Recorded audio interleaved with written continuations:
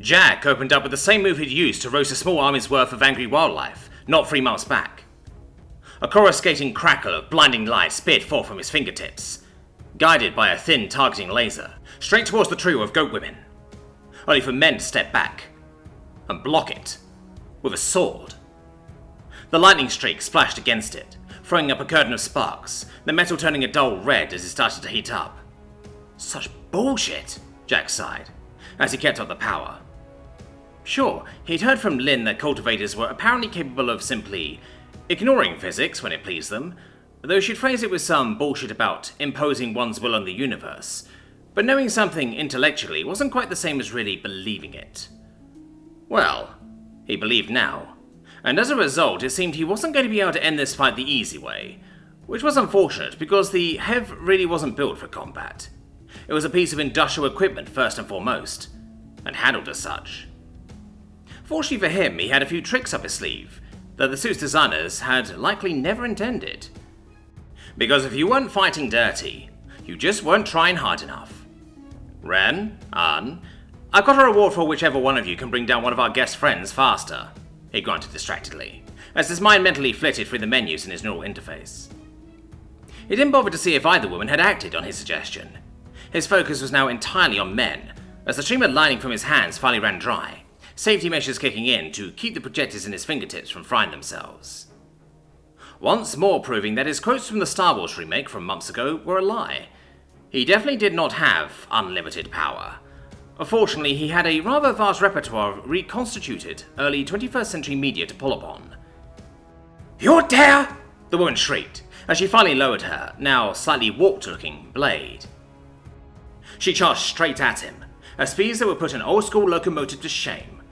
"Oh shit," Jack cursed, as he mentally thumbed through his suit's neural interface. Finding what he was looking for, he let it fly. A rock the size of a carriage appeared as if from nowhere, aimed straight at men as it flew through the air. Jack's only regret was that the sudden appearance of the thing blocked his view of Ven's face, as she suddenly found herself on a collision course with the massive projectile. Of course, she didn't exactly get to see the look on his either when she did something from the other side, likely just punched it, and said boulder exploded into 100 pieces of jagged rock. Shards that flew back towards him. Fortunately, his suit was tougher than that, so the razor-sharp projectiles harmlessly pinged off him. Still scared the shit out of him though, to be fair, he wasn't the only one. By all rights, men should have used the momentum of her charge to keep blitzing him, but it seemed his sudden summoning had surprised her, as rather than follow up on her charge, she instead hesitated. Jack didn't. Terror had a way of making him focus, which was fortunate because men's mode of hesitation accounted for barely a split second, a pause that likely would have been unnoticeable to most mortals. Fortunately, Jack wasn't most mortals. With a twitch of his hand, a half-dozen jagged metal rebar poles shot out from invisible portals around him with enough speed that to a local they would have looked like they'd been fired by a ballista. Unfortunately, that didn't amount to much. Men barely even moved from where she stood, simply bending to the side a little to allow most of the spikes to pass harmlessly by. Men batted the only one on a direct collision course with herself aside with her sword, the blade letting loose a mournful shriek, as well as a shower of sparks as he redirected the flying pole into the nearby gatehouse. "Impressive," ran aloud, regarding the new decoration adorning the stone structure. "It seems you have a talent for the summoning arts." Jack didn't like it. She was far too calm for his taste. It seemed that while he'd initially taken her off guard with his lightning, and then the summoning, she wasn't truly worried. "Stupid magic demigods," the Scandinavian mentally hissed. "My turn," she said. Then Jack was backpedaling, as his opponent came at him with a swarm of stabs, strikes and slashes. His suit registered enough hits that Jack suspected that if he weren't wearing armor, he'd have been reduced to little more than mildly chunky salsa by the barrage of blows. Fortunately for him, he was armored, with armor that was, hopefully, unlike anything this world had ever seen. More to the point, he wasn't about to let the cultivator woman have things completely her own way. Sure, even with the neural interface, his reactions were slower, and he didn't even have 100th of men's training, but the miner was not totally unfamiliar with old-fashioned brawling, or even fighting to the death. He hadn't always been a miner after all. Unfortunately, his attempts to block men's attacks with his arms were nearly totally ineffective. So he decided to change things up. "Pocket sand!" The Scandinavian savoured the look of surprise on Men's face, as a puff of fine glass powder shot forth from his gauntlet right into her face. "God, cheap tricks!" the woman hissed, rubbing at her eyes. Jack tried to follow up, but his opponent easily leapt back out of his range before glaring at him through bloodshot eyes. Of course, because a little discomfort is all the superhuman has to show for it when she should be blind, Jack thought irritably. Glass powder was not something to take lightly. You couldn't just use an eye wash. No, if a worker got glass powder in their eyes, that required a trip to the hospital and a thorough eye scraping by a specialist. At minimum. At least if you wanted to avoid blindness and excruciating pain. Though it wasn't like the cure was a walk in the park either, at least as far as discomfort was concerned. No, an eye scraping was exactly as unpleasant as it sounded. None of that mattered though, because apparently a cultivator could get away with wiping their face with the back of their hand and calling it a day. Because they were bullshit. Note to self: next time mix glass powder with some kind of poison or irritant, maybe an acid. Chastising himself for not thinking big enough earlier, he activated his next plan. Setting himself on fire. The air filled with the rank smell of crude oil as his portals doused him in the thick, oily substance. Grinning, Jack clicked his fingers together, and the emitters within sparked, igniting the oil and turning his entire body into a giant man-shaped inferno. Phoenix form! Men's eyes somehow managed to widen, despite the glass in it. Not that Jack heard her over the sound of hissing and popping coming from the exterior of his suit, or the warning signs coming from within, as the temperature gauges started to rise. Fortunately, while the Hef certainly didn't appreciate being set on fire, it was rated for far hotter, which is why it was the work of a single thought for Jack to silence the warning klaxons of his suit. Then he charged towards the stunned cultivator, or at least where he hoped she was, because one side effect of Operation Burning Man that he hadn't previously considered was just how much being on fire would affect visibility. He liked to think he felt the impact of something as he brightly swung his arm out, and he also liked to think he heard a shriek of pain when he did. He definitely felt it when something hit him in the chest in return, bodily lifting him off his feet and sending him crashing to the ground. Contusion in front upper torso detected. Yeah, I detected that too, he wheezed, trying to pump air back into lungs that did not want to cooperate. Alright, it seemed Operation Burning Man had failed, and time to switch to Operation Aquaman. Preferably before that bitch gives my chest another superpowered love tap, he thought, as he sent a mental command. He could only hope she'd bent her stupid little sword when she did, and singed her hands. Fortunately, Operation Aquaman was much simpler than its fire-based predecessor, in that it dumped roughly 1,000 gallons of river water on top of him, from about a meter up, which was roughly the furthest his suit could create a subspace portal from. It was doubly fortunate that he'd already been knocked on his ass by that point, because he had a feeling that if he hadn't been, that would have done it. The Hev was sturdy, but 1,000 gallons of water just didn't give a shit. He actually felt it hit him from within the safety of his suit. The rush of water washing over him did its job though, clearing his vision of the inferno that had enveloped it. Once that was done, and satisfied that he was no longer effectively blind, Jack carefully clambered to his feet. A task made more difficult by the fact that the ground beneath and around him was now just so much mud. Still, the sight that greeted him as he finally levered himself upright was about what he expected. His opponent had clearly been taken off guard by the sudden tsunami of water, and was sprawled in a wet, soaking mess a few meters away. He'd like to think the sudden bath had taken the fight out of her, but he wasn't that optimistic. Glancing further afield, he noticed that some of his militia had also been caught up in his impromptu shower too, which was good, because it meant that they'd just been pushed further away from the ongoing fight. Bad in that Jack was a little worried some of them might drown in the puddles that had now formed all around the north gate. Oh, maybe not, Jack thought, as he saw movement from the previously still bodies. It seemed some weren't as dead as they looked, and the sudden bath was serving to rouse them once more to consciousness. Hopefully once they made it all the way, they'd be able to limp to safety. He needed at least some of them to survive if he was going to find out just what the fuck happened here prior to his arrival. Looking even further afield, he could see An, Ren, and Men's posse fighting. An and her opponent on the walls, Ren and hers fighting some kind of running duel across the nearby rooftops. Free, a voice hissed. You can control 3 elements.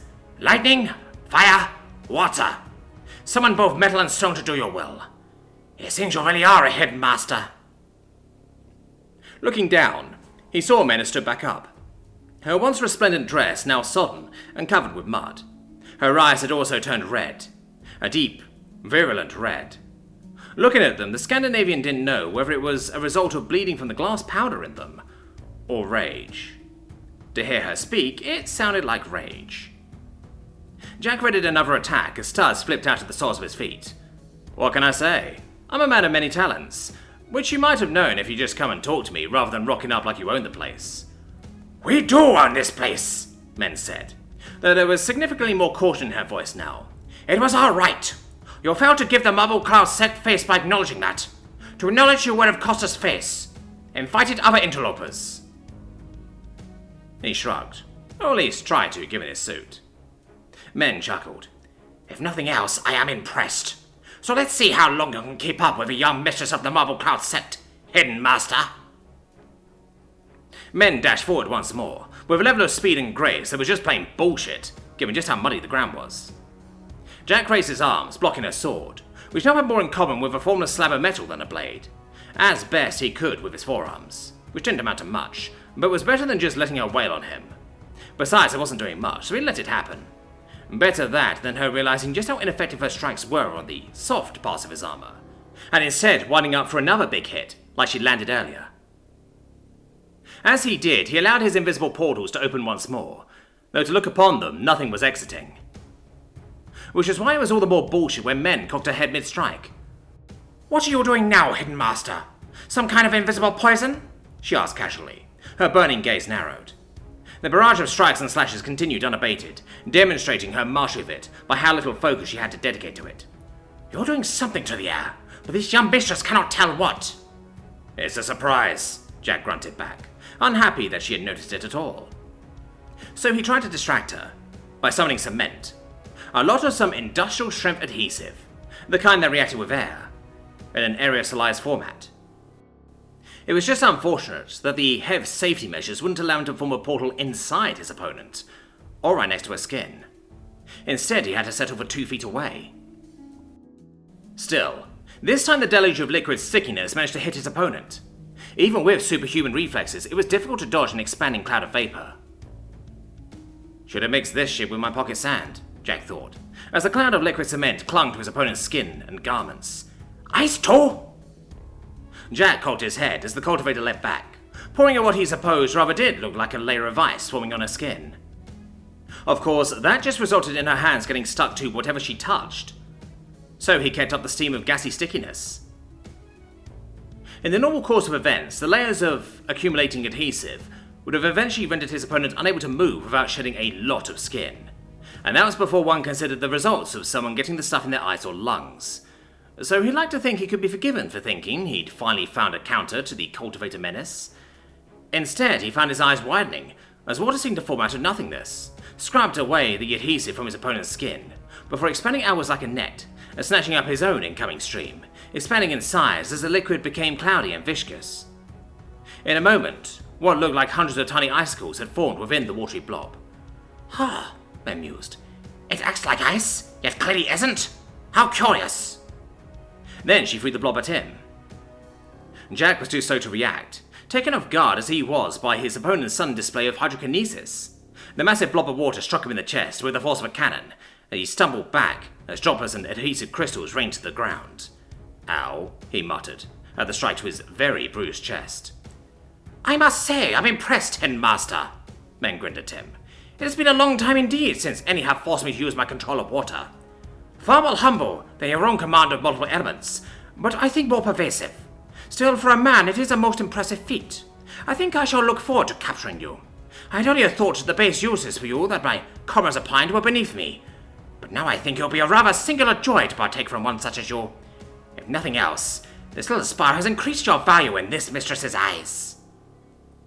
Impressive talk for a woman who was literally crying blood as she spoke. Her eyes were honestly haunting to look upon.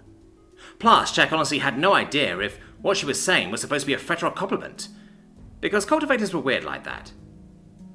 "I wish I could say the sentiment was mutual," he grunted back, happy to let the conversation drag.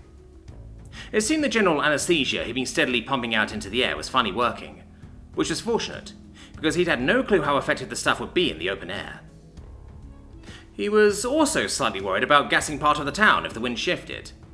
Fortunately, for the moment, there was barely even a breeze, the invisible and scentless gas remaining more or less localized, which helped explain why Men's stance was a shade less firm than before. Her gaze was slightly less focused, her eyes were drooping minutely, and her words had taken a split second longer to form. His knockout gas was doing its job. Unfortunately, everything he just described could be explained by the effects of a particularly taxing... Men's head lolled for just a second, before her eyes sharpened and she grinned. "Ah, I had wondered what the foreign element was. You've done something to the air." Jack wanted to slam his head into the floor. Cultivation was such bullshit that he wanted to scream. "Well, I had hoped to do this the easy way," he sighed, straightening up. "But it seems that you won't allow that." Men grinned. "Of course. This young mistress is a rising dragon of the marble-class sect. If she were easy to subdue, the elders would not have sent her."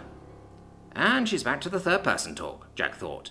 Though it's nice to know she's not just some bog-standard cultivator. It seems she's one of the Marble Cloud's stronger players. Assuming she wasn't just boasting, that was a definite possibility, though he doubted that. She was stronger than An, Ren too, and they were of about average strength in An's own words. So no, Men was the real deal, which made him feel a lot better about what he was about to do. "As a dragon, can I assume you're immune to fire then?" he asked, then let rip with his lightning. The spark instantly ignited the slowly expanding cloud of incredibly flammable gas around them. Jack's suit was about as indestructible as anything this side of mundane physics would allow. The HEV suit had started as a piece of military equipment after all, and the body beneath that was reinforced by as many G-mods and surgical alterations as one could muster before things started to enter either the grotesque or life-shortening territory. So when he said the sudden explosion was painful, it can be assumed it was rather intense. It was also brief though, and when the auto-tinting on his visor finally died down and he clambered to his feet for a third time in as many minutes, he found the area was pretty well devoid of life, including those few members of the militia he'd been hoping to interrogate. They looked to have been flash-fried, their armor covered in a thin layer of black soot. "Well, shit," he muttered. He knew some part of him should have felt guilty about that. He shook his head, clamping down on the sensation. He couldn't afford it. Taking a breath, he focused on the most important thing, which was that Men was down. Alive, but down, and not looking to get back up anytime soon. Apparently, even she couldn't avoid an expanding fireball while standing in the middle of it, which was good to know. Her entire body looked to be an angry mixture of charred and burned. Somehow her dress was still intact, for a given value of the word, which only served to reinforce for him that it was enchanted in some way. "I'll need to look into that," he thought. His suit was tough, but as his aching chest, and many other minor aches across his body could attest, not invulnerable. Perhaps he'd been a little quick to completely dismiss the mystic mumbo-jumbo side of this world. "Master?" a voice called from over by the wall. Looking over, he could see that both Ren and An had apparently defeated their own opponents, in a rather more permanent manner than his own, given the fact that An was holding the head of her own downed opponent in one hand, while Ren's sword was rather liberally covered in someone's lifeblood. That was good. He really hadn't been up to fighting more punch wizards today. "Is she?" Ren asked, the rest of her question going unspoken. "Defeated," he answered back, the loudspeaker system on his suit making both women jump, and likely not long for this world with her medical help. Which she'd get. He had too many questions for the woman to let her die now.